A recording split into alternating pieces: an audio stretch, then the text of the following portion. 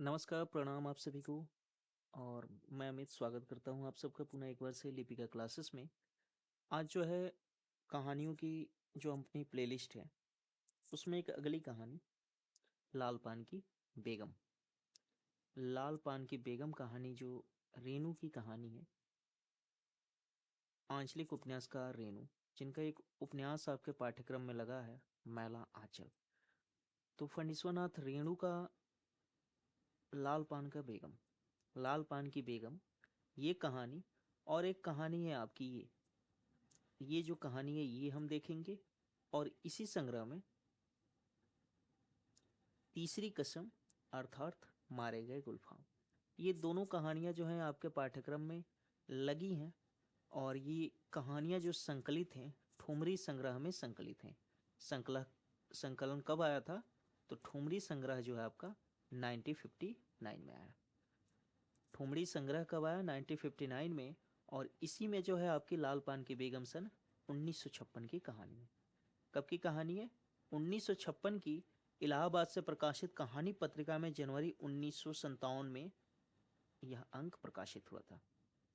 तो ये जो कहानी है लाल पान की बेगम आपकी, इलाहाबाद से कहानी पत्रिका निकलती है, जिसमें 1957 में जो अंक निकला था जनवरी में, उसमें आपको लाल पान की बेगम कहानी प्रकाशित हुई थी। ठुमरी कहानी संग्रह में कुल 9 कहानियां हैं। आजकल एनटीए आपसे ये सब भी पूछता है, तो मैं पहले बता दूं, इसमें 9 कहानियां हैं। पहली कहानी जो है रसप्रिया, दूसरी है तीर्थोदक, तीसरी है ठेश, चौथी है नित्य लीला, पंचलाइट, सिर पंचमी का सगुन, तीसरी कसम अर्थात मारे गए गुलफाम। आपको बताना है तीसरी कसम पर फिल्म किसने बनाई थी। तीसरी कसम पे फिल्म किसने बनाई थी ये आप कमेंट करके बताएंगे। अगली है लाल पान की बेगम और तीन बंदरियां।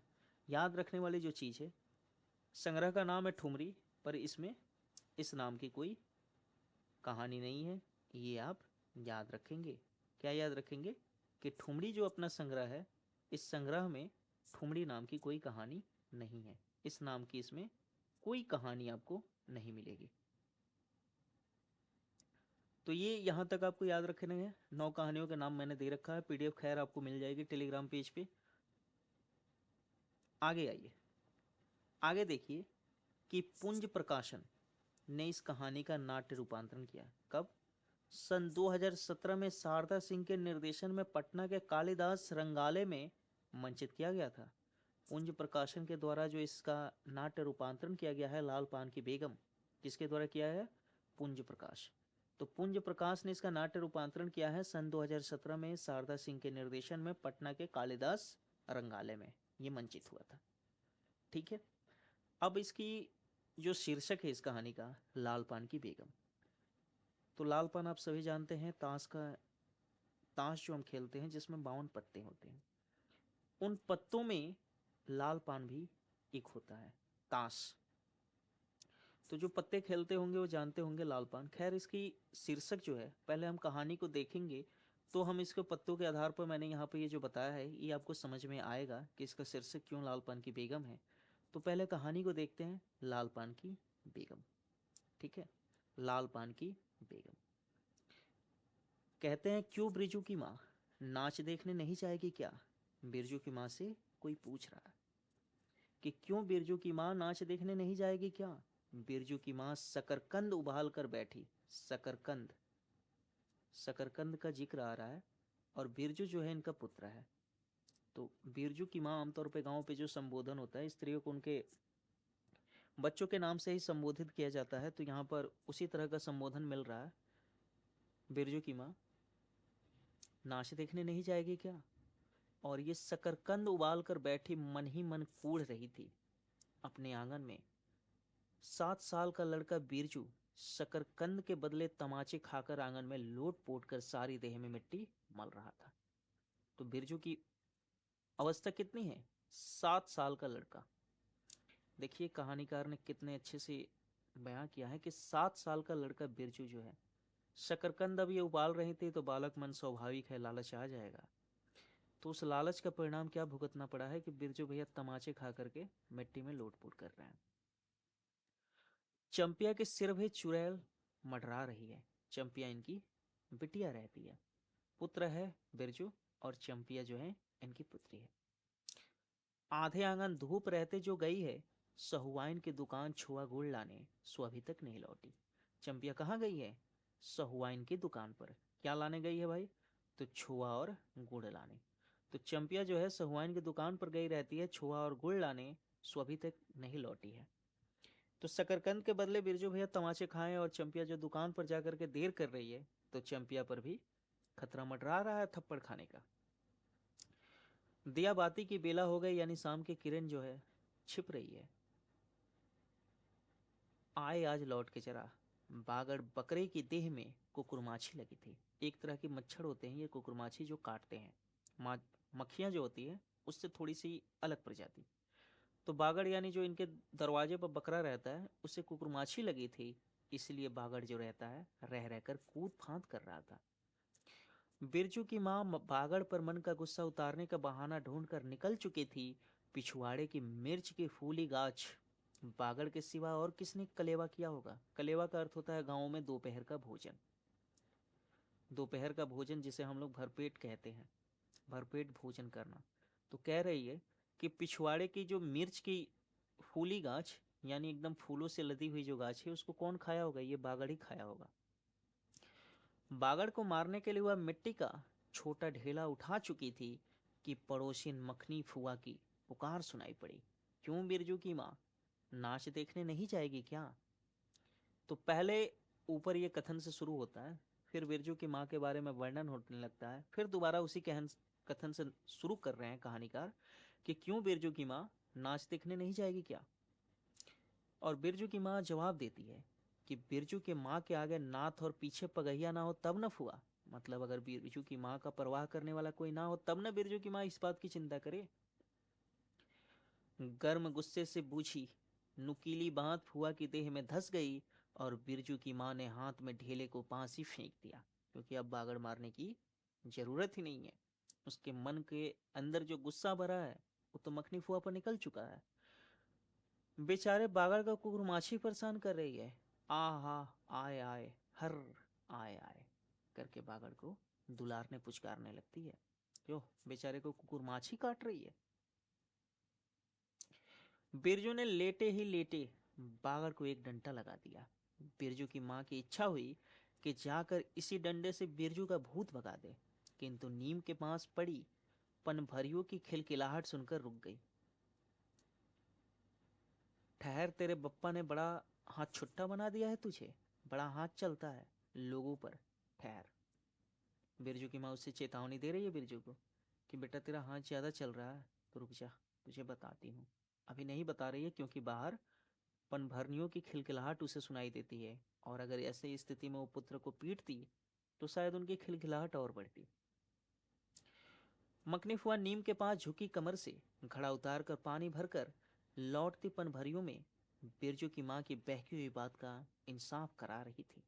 जरा देखो तो इस बिरजू की माँ का 4 मन पाठ, यानी जूठ, जूठ का कारोबार था। जूठ का पैसा क्या हुआ इसको? धरती पर इसके पांव ही नहीं पड़ते। निसाफ करो, मतलब कि इंसाफ करो बिरजू की माँ की बातों का। खुद अपने मुंह से 8 दिन पहले से ही गांव की गली गली में बोलती फिरी है। हाँ, इस बार बिरजू के पप्पा ने कहा है बैलगाड़ी पर बिठाकर बलरामपुर का नाच दिखलाऊंगा। तो कहाँ नाच देखने जाना था? बलरामपुर। बलरामपुर का नाच दिखलाने के बाद बिरजू के पापा के संबंध में ये कहती है कि बैलगाड़ी पर बैठकर जाना था। नाच देखने जाना है पर किस पे? बैलगाड़ी पर बैठ करके। गांव का चित्रण है, गांव में बैलगाड़ियां ही चलती है, और उस समय तो बस, कार, ये सब ग्रामीण लोगों के लिए कल्पना से परे की चीजें थी। बैल अपने घर है तो 1000 गाड़ी मंगनी मिल जाएंगी, सो मैंने अभी टोक दिया। नाच देखने वाली सब तो औन पौन कर तैयार हो रही हैं, रसोई पानी कर रहे हैं, मेरे मुंह में आग लगे, क्यों मैं टोकने गई? सुनती हो क्या जवाब दिया बिरजू की माँ ने? मखनी फुआ अपने आप को फटकार रही है कि मैंने क्यों ही टोक दिया इसको, और सबको बता रही है कि उसने क्या जवाब दिया। मखनी फुआ ने अपने पोपले मुंह को, होठों को एक और मोड़ कर ऐंठती हुई बोली निकाली। अरररा, हाँ हाँ बिरजू की माँ के आगे नाथ और पीछे पगैया ना हो तब ना। जंगी की पतोहू, एक और पात्र का जिक्र आ रहा है। अभी तक हमें बिरजू, बिरजू की माँ और चंपिया मिले हैं। अब यहाँ पर एक और पात्र, बिरजू की, जंगी की पतोहू। जंगी की पतोहू का जिक्र आ रहा है और इस पतोहू की खासियत क्या है? तो जंगी की पतोहू जो है बिरजू की माँ से नहीं डरती है। वह जरा गला खोल कर ही कहती है कि फुआ, सर्वे सेटलमेंट यानी सर्वे सेटलमेंट के हाकिम के बासा पर फुलछाप किनरी वाली साड़ी पहन के तू भी भंटा की भेटी चढ़ाती। भंटा यानी बैगन। भंटा की भेटी चढ़ाती तो तुम्हारे नाम से भी 2-3 बीघा धनहर जमीन का पर्चा कट जाता। फिर तुम्हारे घर भी आज 10 मान सोनबग्गा पाठ होता, जोड़ा बैल खरीदता, फिर आगे नात और पीछे सैकड़ों पगहिया झूलती। तो बिरजू की माँ के पास जमीन थी, गांव में औरों के पास जमीनें नहीं थी। तो इसकी जमीनों को लेकर के उस पर जो है यहाँ पे तंज कसा जा रहा है। कहा जा रहा है कि ये हाकिम के बहुत आगे पीछे घूमी है, तब जाकर के इसके जमीन का जो है इसके नाम पे पर्चा कटा है। अगर हम लोग भी ये काम किए रहते हैं, मकनी फुआ को संबोधित करते हुए जंगी की पतोहू कह रही है कि आपने भी अगर ये सब किया होता तो आज आपके नाम पर भी इस तरह की चीजें होती और आप भी इसी तरह का रुआब देखती। जंगी की पतोहू बिरजू की माँ से नहीं डरती है, उसकी पहली खासियत। दूसरी खासियत क्या है कि जंगी की पतोहू जो है मुंहजोर है। मुंहजोर यानी मुंह के बल पर चलने वाली है। मुंह के बल यानी जो शरीर में बल हो या ना हो, मुंह से किसी भी तरह की लड़ाई ठान दे, उन्हें कहते हैं मुंहजोर। रेलवे स्टेशन के पास की लड़की है, 3 ही महीने हुए हैं गौने को। कितने महीने हुए उसके गौने को? तो 3 महीने हुए। नई बहू होकर आई है, सारे कुर्मी टोली की सभी झगड़ालू सासों से एकाध मोर्चा लू चुकी है। कुर्मा टोली की जो सभी झगड़ालू सासें हैं, उन सब से इसने एकाध मोर्चा ले चुका है, मतलब सबसे एकाध टक्कर इसने ले रखा है। तो यहाँ पर पहली टोली का जिक्र आ रहा है, कुर्मा टोली। ये आपको ध्यान में रखना है कि सबसे पहले किस टोली का जिक्र आया है, तो कुर्मा टोली। एकाध मोर्चा ये ले चुकी है, ये आपका सबसे पहला है। उसका ससुर जंगी दागी चोर है। सी क्लासी, यहाँ सीड क्लासी नहीं होगा, ये थोड़ी सी टाइपिंग मिस्टेक है। सी क्लासी है। किस तरह का है? तो सी क्लासी है। उसका ससुर जंगी, जंगी की ये पतोहू रहती है और जंगी जो है इसका ससुर है, चोर है, सी क्लासी है। इसका पति क्या है? रंगी। रंगी क्या रहता है? कूर्मा टोली का नामी लठैत। इसीलिए हमेशा सींग घुमाती फिरती है जंगू की पतोहू, क्योंकि इसका पति लठैत है और ससुर जो है चोर है, फिर डरने की क्या बात है। तो ये यहाँ तक आपको याद रखना है जंगी की पतोहू के संबंध में। इससे एक बार एनटीए प्रश्न भी बना चुका है। जंगी की पतोहू जो रहती है बिरजू की माँ से नहीं डरती है और कुर्मा टोली की जितनी भी औरतें हैं सबसे झगड़ा कर चुकी है। रेलवे स्टेशन के पास की रहने वाली थी, 3 महीने हुए थे इसके गौने को, यानी 3 महीने पहले ही ये इस टोली में आई है, बिरजू की माँ की टोली में। इसका ससुर जो है दांगी चोर है। इसका ससुर जो है दागी चोर है और सी क्लासी व्यक्ति रहता है, मतलब सी क्लासी चोर है, थर्ड क्लास का चोर कह लीजिए। और इसका खसम जो है रंगी, कुर्मा टोली का नामी लठैत है। इसलिए हमेशा सींग घुमाती फिरती है जंगी की पतोहू। बिरजू की माँ के आंगन में जंगी की पतोहू की गला खोल बोली गुलेल की गोलियों की तरह दंदनाती हुई आई थी। उसकी बोली जो है वहां पर दंदनाती हुई आई थी। बिरजू की माँ ने एक तीखा जवाब खोज कर निकाला, लेकिन मन महसूस कर रह गई कि गोबर की ढेरी में कौन ढेला फेंके। ये एक मुहावरा है। किन सब में कौन ढेला फेंके, छीटा अपने तरफ ही आए। जीभ के झाल को गले में उतार कर बिरजू की माँ ने अपनी बेटी चंपिया को आवाज दी, अरे चंपिया, आज लौट तो तेरी मूड़ी मरोड़ कर चूल्हे में झोंक देती हूँ। दिन दिन बेचाल होती जाती है। गांव में तो अब ठेठर बैस्कोप का गीत गाने वाली पुतरिया पतोहू सब आने लगी हैं। कहीं बैठ के बाजे रे मुरलिया सीख रही होगी। हर जाई। तो चंपिया पर अब गुस्सा इन्हें सुनाते हुए निकाल रही है, क्योंकि चंपिया तो वहां है नहीं जो सुने। तो कह रही है कि गांव में अब ठेठर बाइस्कोप के गीत गाने वाली पुतरिया यानी कि पतोहे भी आ गई हैं। तो इनसे बैठ करके कहीं पर बाजे ना मुरलिया सीख रही होगी। तो ये जो है इसमें का पहला आपका गीत गाने की बोल आ रही है। बाजे ना मुरलिया। बाजे ना मुरलिया सीख रही होगी। तो ये गीत जो है बाजे ना मुरलिया, इसके संबंध में आपको याद रखना है, ये तो एक तो यहाँ आने वाला पहला गीत है ये। 1952 में एक फिल्म आई थी, बैजू बावरा। कौन सी फिल्म आती है 1952 में? एक फिल्म आती है 1952, बैजू बावरा फिल्म का नाम है। 1952 में फिल्म आई है बैजू बावरा। उससे जो है ये गाने के बोल लिए गए हैं। बोल कुछ इस तरह के रहते हैं कि दूर कोई गाए धुनिए सुनाए, दूर कोई गाए धुनिए सुनाए, तेरे बिन छलिया रे बाजे ना मुरलिया। मतलब दूर कोई गाए धुनिए सुनाए, तेरे बिन छलिया रे बाजे ना मुरलिया। तो ये बैजू बावरा फिल्म आती है 1952 में, वहां से ये गीत लिया गया है। जंगी के पतोहू ने बिरजू की माँ की बोली का स्वाद लेकर कमर पर घड़े को संभाला और मटक कर बोली, चल दीदिया चल, इस मोहल्ले में लाल पान की बेगम बसती है। लाल पान की बेगम कह रही है किसको? बिरजू की माँ को, जो इस कहानी का शीर्षक है। और बेगम उसे क्यों कहा गया है, इसकी सार्थकता अभी व्यक्त होगी। नहीं जानती, दोपहर दिन और चौपहर रात बिजली की बत्ती भक भक करके जलती है। भक भक बिजली की बातें सुनकर ना जाने क्यों सभी खिलखिलाकर हंस पड़ी। हुआ कि टूटी हुई दंत पंक्तियों के बीच से एक मीठी गाली निकली। शैतान की नानी। किसके लिए निकल रही है? शैतान की नानी निकलती है। बिरजू की माँ को आंखों पर मानो किसी ने तेज टॉर्च की रोशनी डालकर चौंधिया दिया। भक भक बिजली बत्ती। 3 साल पहले सर्वे कैंप के बाद गांव की जलन ढाई औरतों ने एक कहानी गढ़ के फैलाई थी। 3 साल पहले ही सर्वे का कैंप लगा था, तो उसके दौरान गांव की जो इससे जलने वाली औरतें थी, उन्होंने एक कहानी फैला रखी थी कि चंपिया के माँ के आंगन में रात भर बिजली बत्ती भुकभुकाती थी। चंपिया के माँ के आंगन में नोक वाले जूतों की छाप घोड़ों की टाप की तरह जलो जलो और जलो। चंपिया की माँ के आंगन में चांदी जैसे पाट सूखते देखकर जलने वाली सब औरतें खलिहान पर सोनाली धान के बोझों को देखकर बैगन का भूरता हो जाएंगे। खलिहान पर कौन से धान इन्होंने रोपे हैं? सोना सोनोली सोनोली धान के बोझ हो, तो ये इनके खलियान में आने वाले रहते हैं।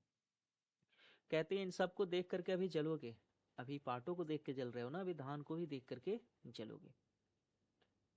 मिट्टी के बर्तन से टपकते हुए छुआ गुड़ की उंगलियों से चाटती हुई चंपिया आई और माँ के तमाचे खाकर चीख पड़ी, लीजिए। और इसी गुस्से में वो जल रही है, तभी चंपिया का आगमन हो रहा है और आते ही प्रसाद उन्हें बिरजू की माँ दे देती है। कह रही है गुड़ चाट रही हो, ये लो प्रसाद खाओ। चंपिया कहती है मुझे क्यों मारती हैं, सहुआइन जल्दी से सौदा नहीं देती है। बिरजू की माँ कहती है कि सहुआइन जल्दी सौदा नहीं देती कि नानी? सहुआइन जल्दी सौदा नहीं देती कि नानी एक सहुआइन की दुकान पे मोती झरते हैं जो जड़ गड़ा कर बैठी हुई थी। बोल, गले पर लात देखकर कला तोड़ दूंगी हर जाई, जो फिर कभी बाजे ना मुरलिया गाते सुना। चाल सीखने जाती है टीसन की छोकरियों से। टीसन की छोकरियों से स्टेशन से आई लड़की जंगी की पतोहू, तो उसे एक तरह से निशाने पर लेते हुए कह रही है कि ये तुम चाल यानी कि एक स्वभाव सीखने जा रही हो, इस तरह का गाने बजाने वाला। बिरजू की माँ ने चुप होकर अपनी आवाज अंदाजी की कि उसकी बात जंगी के झोपड़े तक साफ साफ पहुंच गई होगी। बिरजू बीती हुई बातों को भूलकर उठ खड़ा हुआ था और धूल झाड़ते हुए बर्तन से टपकते गुण को ललचाई निगाह से देखने लगा। दीदी के साथ वह भी दुकान जाता तो दीदी उसे भी गुण चटाती जरूर। वह शकरकंद के लोभ में रहा और मांगने पर माँ ने शकरकंद के बदले ए मैया एक उंगली गुण दे दे। दे दे, बिरजू ने तलहत्ती फैलाई। दे न मैया एक रत्ती भर। मांग रहा है ऐसे। जवाब देती है बिरजू की माँ कि एक रत्ती क्यों, उठा के बर्तन को फेंक आती हूँ पिछवाड़े में, जाके चाटना, नहीं बनेगी मीठी रोटी। मीठी रोटी खाने का मुंह होता है बिरजू की माँ ने उबले शकरकंद का सूप रोती हुई चंपिया के सामने रखते हुए कहा। बैठ के छिलके उतार, नहीं तो अभी। 10 साल की चंपिया जानती है शकरकंद छीलते समय कम से कम 12 बार माँ से बाल पकड़कर झकझोरेगी, छोटी छोटी खोट निकाल कर गालियां देगी। पांव फैला के क्यों बैठी है इस तरह बेलज्जी? चंपिया माँ के गुस्से को जानती है। बिरजू ने इस मौके पर थोड़ी सी खुशामद करके देखा, मैया मैं भी बैठकर शकरकंद छीलूं? नहीं, माँ ने झिड़की दी। एक शकरकंद छीलेगा और 3 पेट में? जाके सिद्धू की बहू से कहो 1 घंटे के लिए कढ़ाई मांग ले गई तो फिर लौटाने का नाम नहीं। कढ़ाई मांग कर कौन लेके गया है? सिद्धू की बहू। तो जंगी की पतोहू का जिक्र आ रहा है, उसके बाद अगर किसी का जिक्र हमारे सामने आ रहा है तो सिद्धू की बहू की, जो इनके घर से क्या लेके गई है? तो इनकी कढ़ाई लेकर के चली गई है और इनके घर शकरकंद छिलना है, गुण आ चुका है, मीठी रोटी इन्हें पकानी थी। मुंह लटकाकर आंगन से निकलते निकलते बिरजू ने शकरकंद और गुड़ पे निगाहें दौड़ाई। चंपिया ने अपने छबरे केस की ओट से माँ की ओर देखा और नजर बचाकर चुपके से बिरजू की ओर एक शकरकंद फेंक दिया। बिरजू भागा। सूरज भगवान डूब गए, दिया बाती की बेला हो गई, अभी तक गाड़ी डॉट डॉट डॉट यानी अभी तक गाड़ी नहीं आई है। चंपिया बीच में ही बोल उठी, कोयरी टोले में किसी ने गाड़ी नहीं दी। ऊपर आया था कुरमा टोला, अब यहाँ पर आ रहा है कोयरी टोले, यानी क्रम 2 आपका ये जो है दूसरा टोला बन के आ रहा है, कोयरी टोला में किसी ने गाड़ी नहीं दी। अब बप्पा बोले, माँ से कहना सब ठीक ठाक करके तैयार रहे, मलदहिया टोली के मियाँ जान की गाड़ी लेने जा रहा हूँ। कहाँ? मलदहिया टोली के मियाँ जान की गाड़ी, क्रम 3। सुनते ही बिरजू की माँ का चेहरा उतर गया, लगा छाते की कमानी उतर गई घोड़े से अचानक। छाता को जब हम चढ़ाते हैं ऊपर जहाँ पे फंसता है, तो वहां से उसके कमानी का उतर जाना को यहाँ पर ला करके ये कह रहे हैं कि जैसे वो अचानक से एक ही बार फैला हुआ छाता बुझ जाता है, उसी तरह से बिरजू की माँ का चेहरा जो है खुशी से अचानक से निराशा में आ जाता है। कहती है, कोयरी टोले में किसी ने गाड़ी मंगनी नहीं दी, तब मिल चुकी गाड़ी। कोयरी टोले में अगर किसी ने गाड़ी नहीं दी तो इसको मिल चुकी गाड़ी। जब अपने गांव के लोगों की आंखों में पानी नहीं तो मलदहिया टोली के मियाँजान की गाड़ी का क्या भरोसा, न 3 में न 13 में। क्या होगा शकरकंद छिलकर, रख दे उठा के। यह मर्द नाच दिखाएगा, बैलगाड़ी पर चढ़ाकर नाच दिखाने ले जाएगा। चढ़ चुकी बैलगाड़ी पर, देख चुकी जी भर कर नाच। पैदल जाने वाले सब पहुंचकर पुरानी हो चुकी होंगी। कह रही है कि पैदल वाले पहुंच गए होंगे और मैं बैलगाड़ी से अब क्या ही जाऊंगी। बिरजू कढ़ाई सिर पर औंधा कर वापस आया, देख दे दिया मलेट्री टोपी, इस पर 10 लाठी मारने पर भी कुछ नहीं होता। चंपिया चुपचाप बैठी रही, कुछ बोली नहीं, जरा सी मुस्कुराई भी नहीं। बिरजू ने समझ लिया मैया का गुस्सा अभी नहीं उतरा है पूरी तौर से। मड़ैया के अंदर से बागर को बाहर भगाती हुई बिरजी की माँ बड़बड़ाई, कल ही पचकौड़ी कसाई के हवाले करती हूँ राकस तुझे। बागर को कह रही है कि कल ही तेरे को पचकौड़ी कसाई के हवाले, यानी जो बकरे को काटते हैं उनके हवाले कल ही तेरे को बेच दूंगी। हर चीज में मुंह लगाएगा। चंपिया बांध दे इस पागड़ को, खोल दे गले की घंटी, हमेशा टूनुर टूनुर मुझे जरा नहीं सुहाता है। टूनुर टूनुर सुनते ही बिरजू को सड़क पर जाती हुई बैलगाड़ियों की याद हुआ आई। अभी बबुआन टोले की गाड़ियां नाच देखने जा रही थी। एक और टोले का जिक्र आ गया, बबुआन। तो क्रम संख्या कितना हो गया आपका? 4। पहला कुरमा टोला का नाम आता है, जहाँ पे गाड़ी लाने नहीं गए जाए रहते हैं जंगी के पतोह, जहाँ के लोगों से झगड़ा की रहती है। दूसरी आता है कोयरी टोला, फिर आता है मलदहिया टोली के मियाँ जान की गाड़ी। अब देखिए बाबूवान टोले की गाड़ियाँ जा रही हैं। बेसी बक बक मत करो, बागड़ के गले से झुमकी खोलती बोली चंपिया। चंपिया डाल दे चूल्हे में पानी, बापा आवे तो कहना कि अपने उड़न जहाज पर चढ़कर नाच देख आए। मुझे नाच देखने का शौक नहीं, मुझे जगइयो मत, कोई मेरा माथा दुख रहा है। मड़ैया के उसारे पर बिरजू ने फिसफिसा के पूछा, क्यों दीदिया, नाच में उड़न जहाज भी उड़ेगा? चटाई पर कथरी ओढ़कर बैठती हुई चंपिया ने बिरजू को चुपचाप अपने पास बैठने का इशारे किया, मुफ्त में मार खाएगा बेचारा।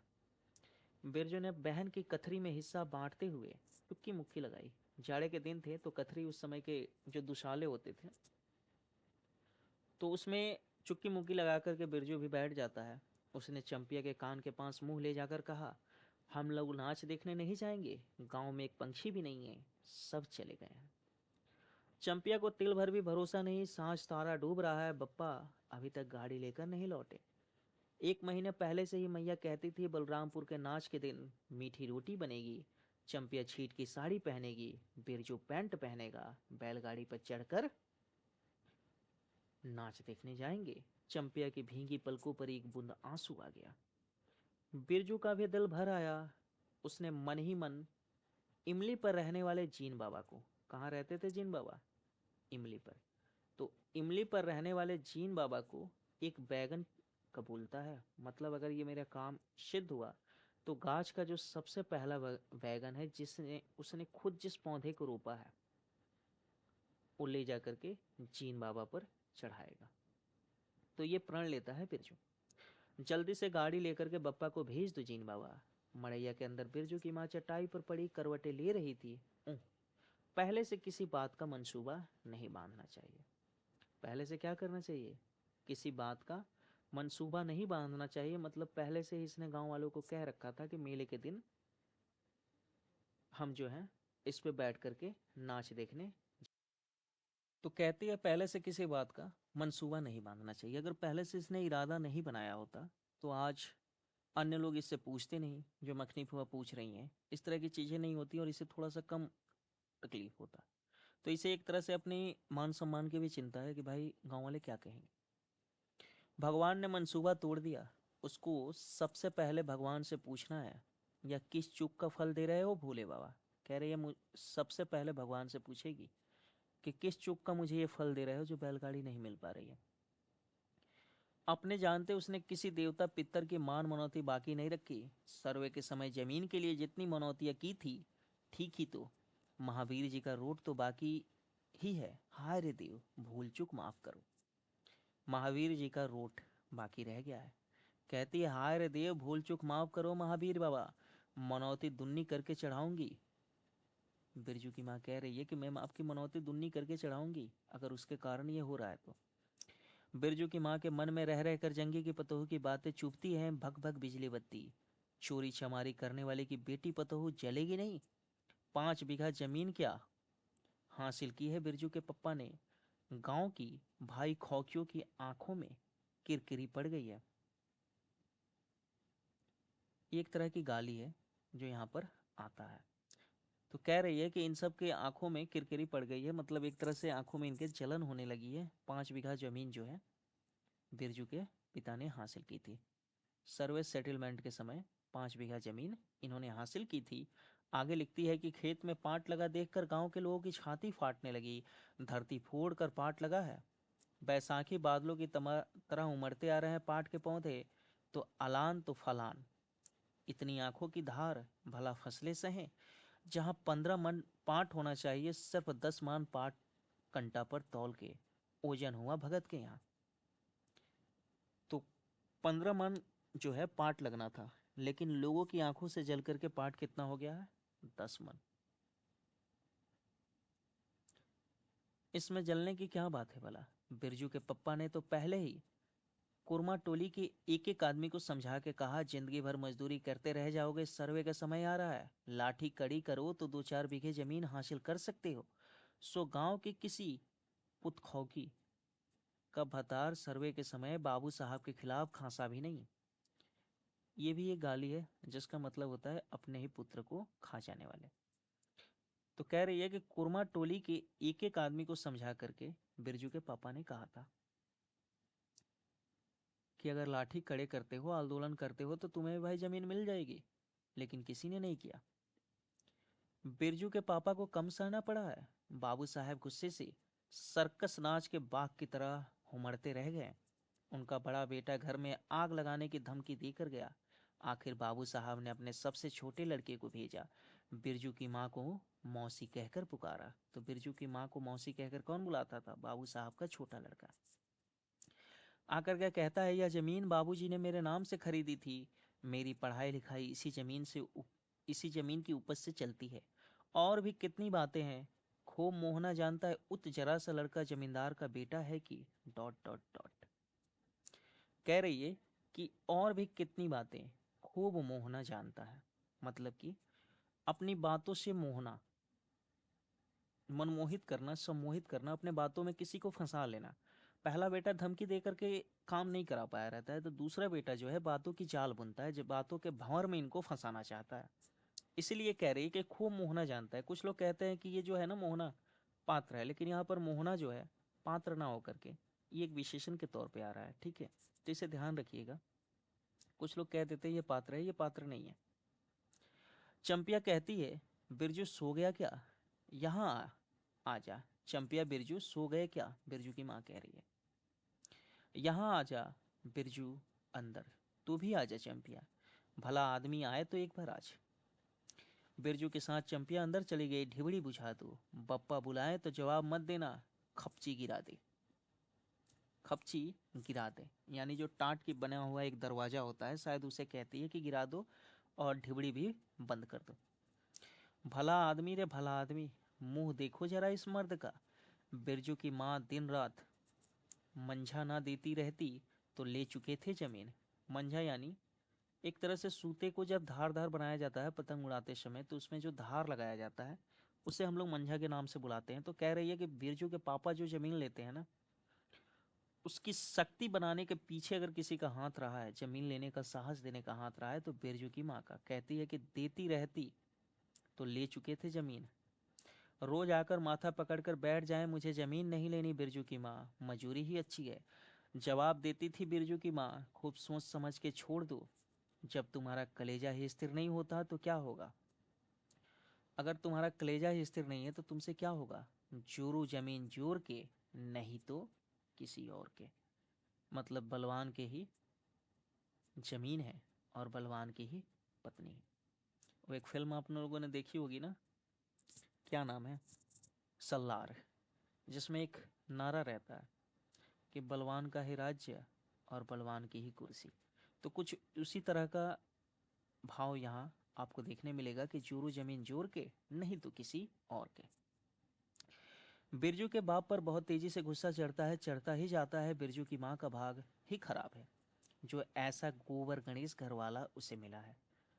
हर किसी को लगता है कि उसे जो मिला है ना वो गोबर गणेश है, तो इसे भी लगता है। कहती है कौन सा शौक मौज दिया है, ये सारी चीजें उसके अंतर मन में चल रही है, क्योंकि अभी उसके पापा आए नहीं है। अपने मन में वो सोच रही है कि कौन सा इसने शौक दे रखा है मुझे, कौन सी इसने मुझे मौज करा रखी है। कोल्हू के बैल की तरह खट खट के सारी उम्र काट दी इसके यहाँ। कोल्हू के बैल, वो बैल जो कोल्हू चलाते थे गन्ने की पिराई के समय, या कहिए पानी की सिंचाई के समय बैलों को लगा करके जो चक्र घुमाया जाता था उसे कोल्हू कहा जाता था, और बैलों को उनमें दिन भर चलते ही रहना होता था। तो कह रही है उस बैल की तरह खट खट के सारे उम्र काट दी इसने यहाँ।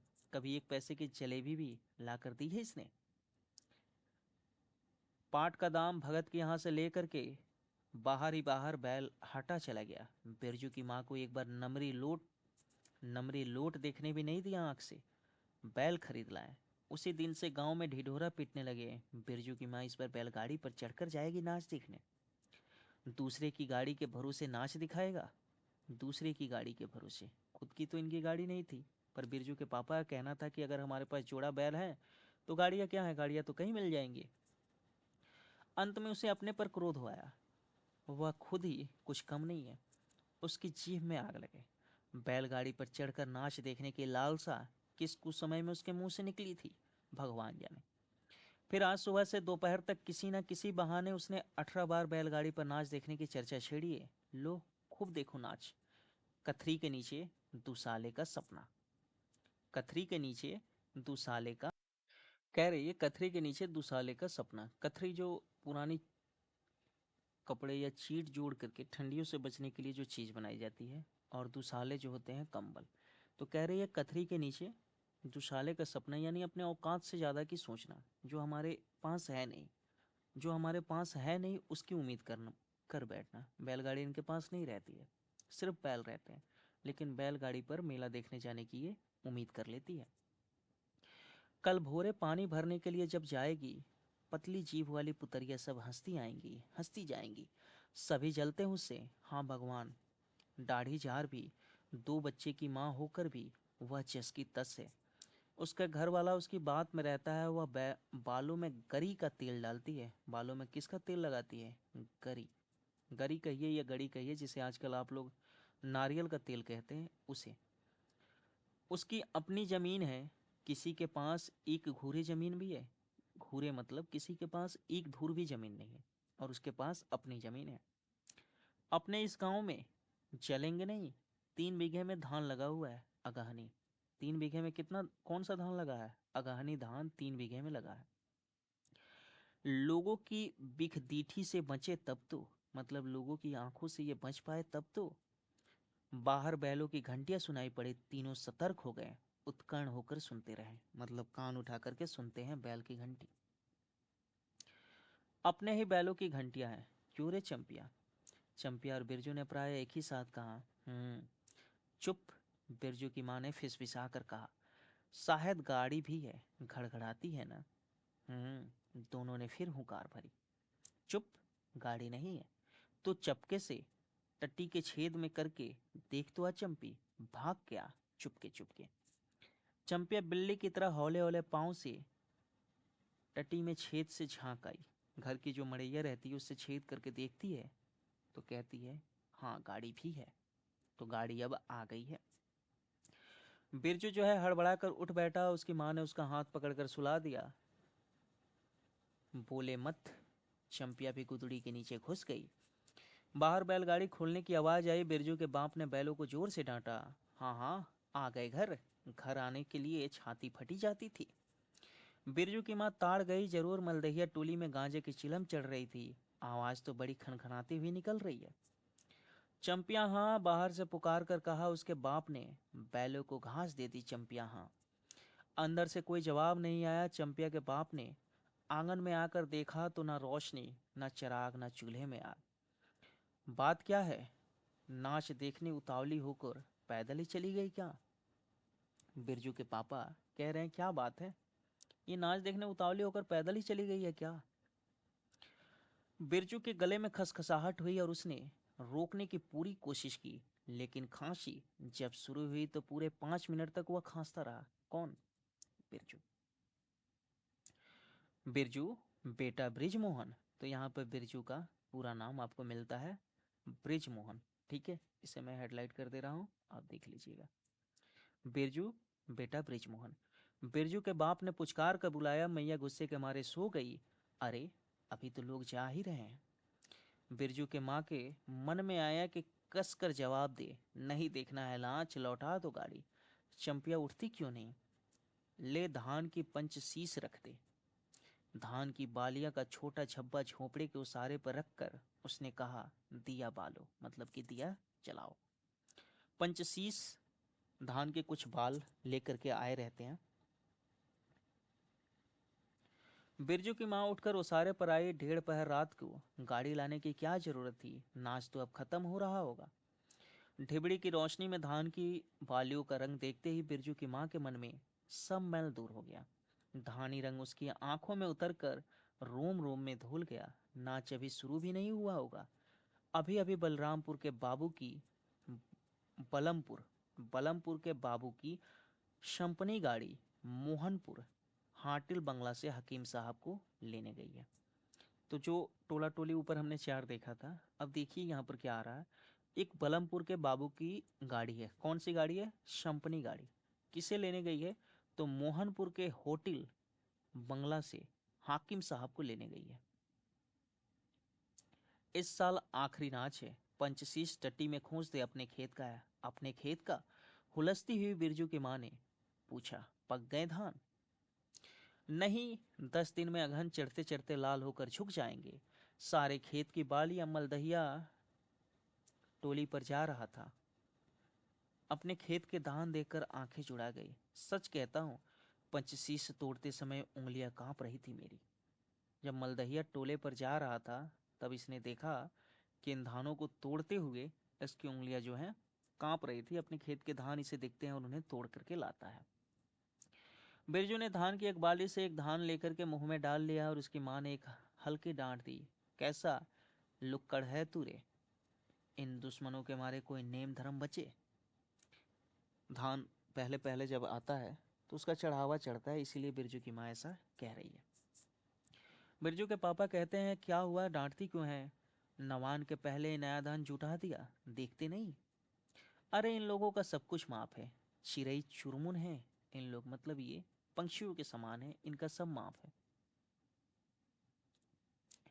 इसके बाद चंपिया ने धान की बाली से 2 धान लेकर दांतों तले दबाए। ओ मैया, इतना मीठा चावल, और गमकता भी है ना तितिया। बिरजू ने फिर मुंह में धान लिया। रोटी पोटी तैयार कर चुकी क्या? बिरजू के बापा ने मुस्कुरा कर पूछा। नहीं, मान भरे सुर में बोली बिरजू की माँ। जाने का ठीक ठिकाना नहीं और रोटी बनाती। वाह, खूब हो तुम लोग। जिसके पास बैल है उसके उसे गाड़ी मंगनी नहीं मिलेगी भला? गाड़ी वालों को भी कभी बैल की जरूरत होगी, पूछेगा तब कोयरी टोले वालों से। ले जल्दी से रोटी बना ले, देर नहीं होगी। अरे, टोकरी भर रोटी तो तू पलक मारते बना देती है, 5 रोटियां बनाने में कितनी देर लगेगी? अब बिरजू की माँ के होठों पर मुस्कुराहट खुलकर खिलने लगी। उसने नजर बचाकर देखा, बिरजू के बप्पा उसकी ओर एकटक निहार रहा है। चंपिया और बिरजू ना होते तो मन की बात हंसकर खोलने में देर न लगती। चंपिया और बिरजू ने एक दूसरे को देखा और खुशी से उनके चेहरे चमक उठे। मैया बेकार गुस्सा हो रही थी ना। चंपी जरा धैलसार में खड़ी होकर मखनी फुआ को आवाज दे दो, मतलब अब मखनी फुआ को बुलाओ। ए फुआ, सुनती हो फुआ, मैया बुला रही है। फुआ ने कोई जवाब नहीं दिया है, किंतु उसकी बड़बड़ाहट स्पष्ट सुनाई पड़ी। हाँ, फुआ को क्यों गुहराती है? सारे टोले में बस एक फुआ ही तो बिना नात पगहिया वाली है। अरे फुआ, बिरजू की माँ ने हंसकर जवाब दिया। उस समय बुरा मान गई थी क्या? नात पगहिया वालों को आकर देखो, दोपहर रात में गाड़ी लेकर आया है। आ जाओ फुआ, मैं मीठी रोटी पकाना नहीं जानती। फुआ कांखती खांखती आई। इसी के घड़ी पहर दिन रहते पूछ रही थी कि नाच देखने जाएगी क्या। कहती तो मैं पहले से ही अपनी अंगीठी यहाँ सुलगा जाती। बिरजू के माँ ने फुआ को अंगूठी दिखला दी और कहा, घर में अनाज दाना वगैरह तो कुछ है नहीं, एक बागड़ है और कुछ बर्तन बासन। सो रात भर के लिए यहाँ तंबाकू रख जाती हूँ। अपना हुक्का ले आई हो ना फुआ।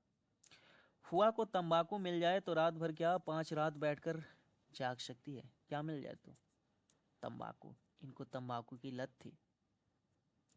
फुआ ने अंधेरे में टटोल कर तंबाकू का अंदाजा किया। ओहो, हाथ खोलकर तंबाकू रखा है बिरजू की माँ ने। और एक वह सहुआइन है, सहुआइन जिसके घर से सामान लेती है।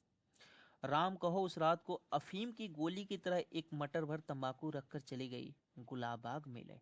तो सहुआइन कहाँ गई रहती है, इसको ध्यान रखेंगे। गुलाब बाग के मेले में। तो 2 मेलों का यहाँ पर जिक्र आ गया। एक मेला जिसमें बिरजू की माँ जा रही है, दूसरा मेला गुलाब बाग का मेला। बिरजू की माँ कौन से मेले में जा रही है, ये आप कमेंट करके बताएंगे। तो गुलाब बाग के मेले में सहुआइन गई रहती है, डिब्बी भर तंबाकू है।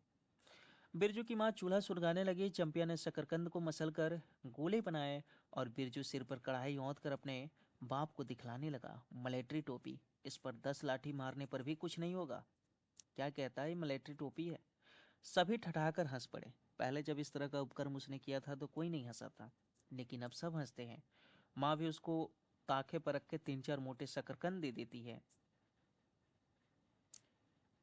चंपिया कहती है, बेचारा मत कहो मैया, खूब सचरा है।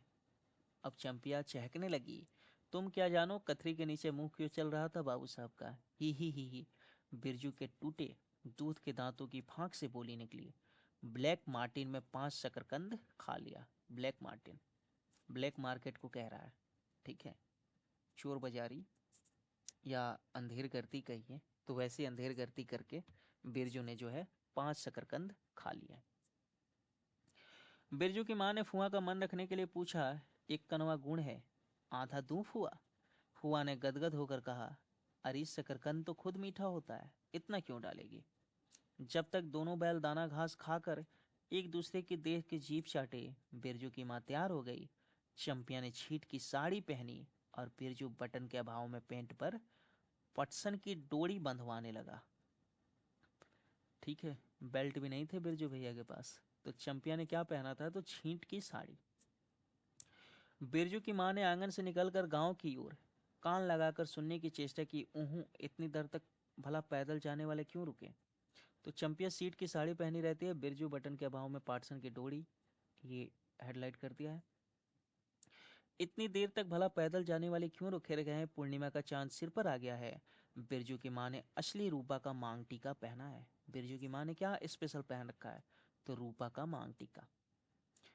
आज पहली बार बिरजू के बप्पा को यह क्या हो गया, गाड़ी जोतता क्यों नहीं है, मुंह की ओर एकटक देख रहा है, मानो नाच की लाल पान की बेगम बिरजू की माँ ही हो। गाड़ी पर बैठते ही बिरजू की माँ के देह से एक अजीब गुदगुदी लगने लगी। उसने बांस की बल्ली को पकड़कर कहा, गाड़ी पर अभी बहुत जगह है, जरा दाहिने सड़क से गाड़ी हाँकना। बैल जब दौड़ने लगे और पहिया जब चू चू करके घरघराने लगा तो बिरजू से नहीं रहा गया। उड़न जहाज की तरह उड़ाओ बप्पा। गाड़ी जंगी के पिछवाड़े पहुंची। गाड़ी कहाँ पहुंचती है सबसे पहले? जंगी के पिछवाड़े। बिरजू की माँ ने कहा, जरा जंगी से पूछो ना उसकी पतोहू नाच देखने चली गई क्या। गाड़ी के रुकते ही जंगी के झोंपड़े से आती हुई रोने की आवाज़ स्पष्ट हो गई। बिरजू ने बिरजू के बप्पा ने पूछा, अरे जंगी भाई, काहे कन रोहट हो रहा है आंगन में, मतलब ये कलह क्यों हो रहा है? जंगी घूर थाप रहा था। बोला, क्या पूछते हो? रंगी बलरामपुर से लौटा ही नहीं है। रंगी बलरामपुर से नहीं लौटा है? पुतोहिया नाच देखने कैसे जाएगी? आसरा देखते देखते उधर गांव की सभी औरतें भी चली गई हैं। बिरजू के पापा कहते हैं, अरे ट्यूशन वाले तू रोती है काहे? बिरजू की माँ ने पुकार कर कहा। अच्छा, बिरजू के पापा नहीं, बिरजू की माँ कहती है कि ट्यूशन वाली तू क्यों रोती है? आजा झट से, कपड़ा पहनकर, सारी गाड़ी पड़ी हुई है बेचारी, आजा जल्दी। बगल के झोंपड़े से राधे की बेटी सुनरी ने कहा। राधे की बेटी रहती है सुनरी, एक और पात्र जिसका अभी तक जिक्र नहीं आया था। तो राधे की बेटी सुनरी कहती है कि काकी गाड़ी में जगह है, मैं भी जाऊंगी। बांस की झाड़ी के उस पार लरेना ख्वास का घर है। लरेना, बांस की झाड़ी के उस पार एक और पात्र आ रहा है, लरेना। उसकी बहू भी नहीं गई है। गिलिट का झुमका और कड़ा पहनकर झमकती आ रही है। किसकी? लरेना खास की बहू। आजा आजा, जो बाकी रह गई सब आए, जल्दी आए। तो ये आपको याद रखना है। इनके अलावा जो लरेना की बहू है ना, लरेना खास की, वो भी गिलिट का झुमका पहनी है। और रूपा का, असली रूपा का मांग टीका जो है बिरजू की माँ पहनी है। तो ये एक महत्वपूर्ण रहेगा और पात्रों में इसे आपको याद रखना है, ठीक है। जंगी की पतोहू लरेना के बीवी और राधे की बेटी सुनरी। जंगी की पतोहू लरेना की बीवी और राधे की बेटी सुनरी, तीन पात्र आते हैं। क्रम भी आपको यहाँ पर दे रखा है। जंगी की पतोहू लरेना की बीवी, राधे की बेटी सुनरी। तीनों गाड़ी के पास आए। बैल ने पिछला पैर फेंका। बिरजू के बप्पा ने एक भद्दी गाली दी, साला लताड़ मारकर लंगड़ी बनाएगा पतोहू को। सभी ठठाकर हंस पड़ते हैं। बिरजू के बाप ने घूंघट से झुकी दोनों पतोहू को देखा। उसे अपने खेत की झुकी हुई बालियों की याद आई। जंगी की पतोहू का गौना 3 माह ही पहले हुआ है। गौने की रंगीन साड़ी से कड़वे तेल और लठवा सिंदूर की गंध आ रही है। किस चीज की गंध आ रही है गौने की साड़ी से? तो कड़वे तेल और लठवा सिंदूर की। बिरजू की माँ को अपनी गौने की याद आई। उसने कपड़े की गठरी से 3 मीठी रोटियां निकाल कर कहा, खा ले एक एक करके, सिमराहा के सरकारी कूप में पानी पी लेना। कहाँ पानी पीना है? सिमराहा। तो एक जगह और आ रहा है यहाँ पर, सिमराहा का जिक्र आ रहा है कि सिमराहा के कूप में पानी पी लेना है। गाड़ी गांव से बाहर होकर धान के खेतों के बगल में जाने लगी। चांदनी कार्तिक की खेतों से धानों के झरते फूलों की गंध आती है। कार्तिक का महीना चल रहा था और खेतों से जो धान के फूल झर रहे थे उससे गंध उठ रही थी धान के फूलों की। बांस की झाड़ी से कहीं दुद्धि की लता फूली है। जंगी के पतोहू ने एक बीड़ी सुलगाकर बिरजू की ओर, माँ की ओर बढ़ाई। तो जंगी की पतोहू जो है बीड़ी भी पीती थी। बिरजू की माँ को अचानक याद आई चंपिया, सुनरी, लरेना के बीवी और जंगी की पतोहू। ये चारों ही गांव में बाइस्कोप का गाना गाने जानती हैं। कौन कौन चार पात्र हैं जो गांव में बाइस्कोप का गाना गाना जानती हैं? तो आपको याद रखना है, चंपिया, सुनरी, लरेना के बीवी और जंगी की पतोहू, ये चारों जो हैं गांव में बाइस्कोप का गीत गाना जानती थी। गाड़ी के लिए धान के खेतों के बीच होकर गई। चारों ओर गौने की साड़ी की खसखसाहट जैसी आवाज होती है। बिरजू के माँ के माथे के मांग टीका पर चांदनी छिटकती है। अच्छा, अब एक बायोस्कोप का गीत गा तो चंपिया, डरती है काहे? जहां भूल जाएगी बगल में मास्टरनी बैठी है। दोनों पतहुओं ने तो नहीं, किंतु चंपिया और सुनरी ने खास कर गला साफ किया। लरेना की बीबी और रंगी की बीबी जो रहती है, इन दोनों ने तो नहीं, पर सुनरी की जो बेटी है, राधे की जो बेटी है सुनरी, और चंपिया जो है, ये दोनों अपना गला साफ करती हैं गाने के क्रम में। बिरजू के पप्पा ने बैलों को ललकार कर कहा, चल भैया और जरा जोर से, गा रे चंपिया, नहीं तो मैं बैलों को धीरे चलने को कहूंगा। जंगी के पतोहू ने चंपिया के कान के पास घूंघट ले जाकर कहा, और चंपिया ने धीमे से शुरू किया, चंदा की चांदनी। तो एक और गीत यहाँ पर आ गया, चंदा की चांदनी। इसके संबंध में आपको याद रखना है, ये भी 1952 का है। कब का है? 1952 का है। और ये किस फिल्म से लिया गया है? तो फिल्म का नाम है पूनम। पूनम फिल्म से ये गीत जो है रेनू लेते हैं।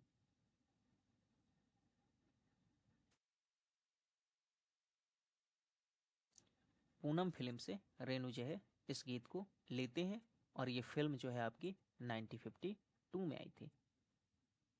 इसे समझ लीजिएगा, मैंने बोला भी है तो आप समझ लेंगे, क्योंकि अभी स्मार्ट पेन का अभाव है, तो ऐसे ही काम चलाइए।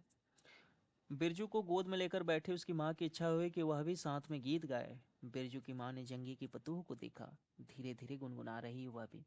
कितनी प्यारी पतोह है, गौने की साड़ी में एक खास किस्म की गंध निकलती है। ठीक ही तो कहा उसने। बिरजू की माँ बेगम है, लाल पान की बेगम। यह तो कोई बुरी बात नहीं, हाँ यह सचमुच लाल पान की बेगम है। बिरजू की माँ ने अपनी नाक पर दोनों आंखों को केंद्रित करके चेष्टा करके अपने रूप की झांकी ली। लाल साड़ी की झिलमिल किनारी, मांग टीका पर चांद। कैसी साड़ी थी? तो लाल साड़ी की झिलमिल किनारी, मांग टीका पर चांद। बिरजू के माँ के मन में अब कोई लालसा नहीं, अब उसे नींद आ रही है। और यहीं पर आपकी ये जो कहानी है समाप्त होती है। तो कहानी आपके सामने है, इसमें जो चीज़ें आप समझ पा रहे हैं, पहली चीज़ क्या आपको देखने मिलता है? ग्राम्य जीवन देखने मिलता है। और गांव के जीवन में मेले का महत्व क्या होता है?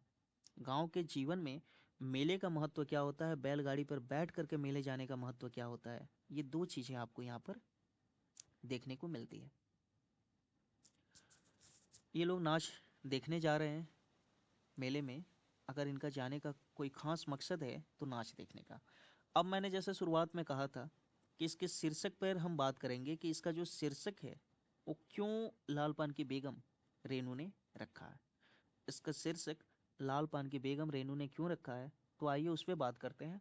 अगर आप नए हैं, सुन रहे हैं, तो इसको प्लीज़ सब्सक्राइब करिएगा चैनल को, ठीक है।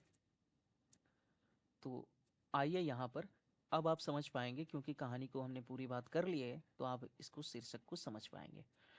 तो देखिए, ताश में 4 तरह के पत्ते होते हैं, पान, चीड़ी, ईंट और हुक्म। ये 4 तरह के जो पत्ते होते हैं तो ताश में, इसी तरह जिंदगी को भी इसमें इन्होंने 4 आधार पर माना है। जिंदगी को भी 4 आधार दे रखा है। पहला पत्ता जो होता है ताश का बादशाह, दूसरा बेगम, तीसरा होता है इक्का, और चौथा होता है गुलाम। ऐसा कहा गया है कि जो व्यक्ति लाल को सपोर्ट करता है वो कैसे होता है? समन्वयवादी होता है। कैसा होता है? समन्वयवादी होता है, हर तरह का समन्वय करे। अगर आप बिरजू की माँ के चरित्र को देखिएगा तो उसके अंदर समन्वय की भावना थी, तभी तो जंगी की पतोहू की बातों को भुला करके, या गांव में जितने लोग उससे जलते थे उन सब के भुला करके, एक तरह से वो सबको को ले करके चलती है, सबको ले करके चलती है। सुधारवादी होता है, आशावादी होता है। तो बिरजू की माँ जो लास्ट में लाल साड़ी पहन लेती है, उससे चरितार्थ हो जाता है कि अब वो पूरे तौर पर लाल पान की बेगम बन रही है। यानी एक ऐसे पात्र के तौर पर बिरजू की माँ का यहाँ पर चित्रण किया गया है जो समन्वयवादी है, सुधारवादी है, आशावादी है। उसे आशा है, अपने पति के प्रति भी उसे आशा रहती है कि हाँ, जमीनों को हम हासिल करेंगे। और जो बेगम को सपोर्ट करने वाले व्यक्ति होते हैं, या बेगम जो होती है, उनके अंदर क्या होता है? प्यार होता है, विनम्रता होती है। तो उस तरह की चीज़ें जो हैं बिरजू के माँ के अंदर भी है, उसके अंदर भी भावना है, प्यार है, विनम्रता है, समन्वय की भावना तो उसकी आप कहानी में देख ही चुके हैं। और उसी समन्वय की भावना से उस सबको लेकर के कहाँ जा रही है? बलरामपुर का नाच दिखाने। नहीं तो वो अकेले भी जा सकती थी अपनी बैलगाड़ी पर, उसी अकड़ के साथ जा सकती थी जैसे अकड़ वाले उसे गांव के लोग समझ रहे थे। पर बिरजू की माँ समन्वय का परिचय देती है, और गांव में जितने लोग बचे रहते हैं उन सबसे पूछती है और उनको लेकर के जाती है। प्रतिनिधि करती है अपने पति का। जब जमींदार का बच्चा आता है, जमीन के मुकदमे चल रहे थे, तो उस समय बिरजू की माँ जो है एक अलग तौर पर उभरती है, गुलामी को खत्म करने वाली। ताश का जो पत्ता होता है उसमें एक गुलाम भी होता है, तो गुलाम को बेगम कैसे मार देता है इसको भी खत्म करती है। एक तरह की प्रथा चली थी कि जमीन जो है बाबुओं के पास रहती थी, तो इस गुलामी को तोड़ती है, इन बेड़ियों को तोड़ करके जमीन को हासिल करती है। जमीन उसे कोई ऐसे हवा में नहीं मिल जा रही है, ठीक है। तो ये दूसरी चीज इसमें आपको उभर कर मिल रही है, ठीक है। तो यहीं पर हम इसे समाप्त करेंगे। बाकी इससे जुड़ा और भी आपका कोई प्रश्न हो तो बताएंगे। और जो तथ्य थे मैंने इसमें सारे बयां कर दिए हैं। फिल्म के नाम को लेकर के हर तरह की चीज़ें इसमें आपको मिल जाएंगी, प्रकाशन वर्ष से लेकर के हर चीज़, और सारी की सारी चीज़ें जो हैं प्रमाणित हैं। अच्छा लगे तो इसको लाइक करिएगा, शेयर करिएगा, सब्सक्राइब भी करिएगा। अभी के लिए बहुत बहुत धन्यवाद आप सभी का।